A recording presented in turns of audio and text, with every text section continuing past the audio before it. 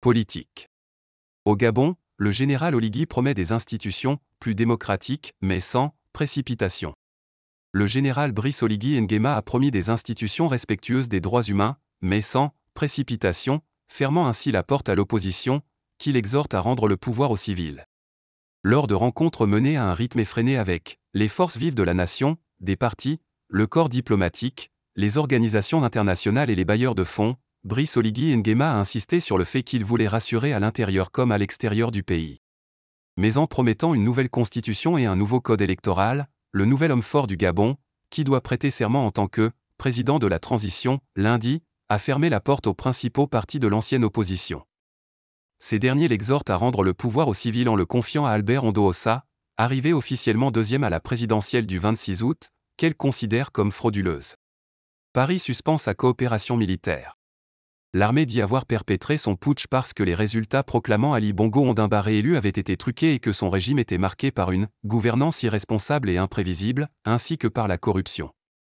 Le général avait convié vendredi le corps diplomatique et les organisations internationales, mais les pays occidentaux et africains qui avaient condamné le coup d'État n'ont pas dépêché leurs ambassadeurs, envoyant des diplomates de rang inférieur. Les activités de quelques 400 soldats français, stationnés en permanence au Gabon, dans le cadre de la coopération militaire bilatérale, ont été suspendues en attendant que la situation politique se clarifie, a déclaré le ministre français des Armées Sébastien Lecornu, dans un entretien au journal français Le Figaro. Sébastien Lecornu a tenu à différencier les coups d'État au Gabon et au Niger. La France condamne tous les coups de force, pour autant, nous ne pouvons pas mettre sur le même plan la situation au Niger, où des militaires illégitimes ont destitué un président légitimement élu, et celle du Gabon, où le mobile avancé par les militaires est précisément le non-respect de la loi électorale et de la Constitution. Car de fait, et, je pèse mes mots, il existe des doutes sur la sincérité des élections dans ce pays, a souligné le ministre français. Dissolution temporaire des institutions. Brice Oligui Nguema a affirmé que la dissolution des institutions était temporaire, assurant qu'il s'agissait d'en faire des outils plus démocratiques, notamment en matière de respect des droits humains, des libertés fondamentales, de la démocratie et de l'état de droit, mais aussi de la lutte contre la corruption qui est devenue monnaie courante dans notre pays.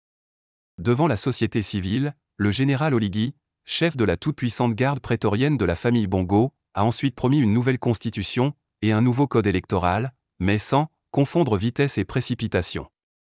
Qui va lentement, va sûrement, a-t-il asséné.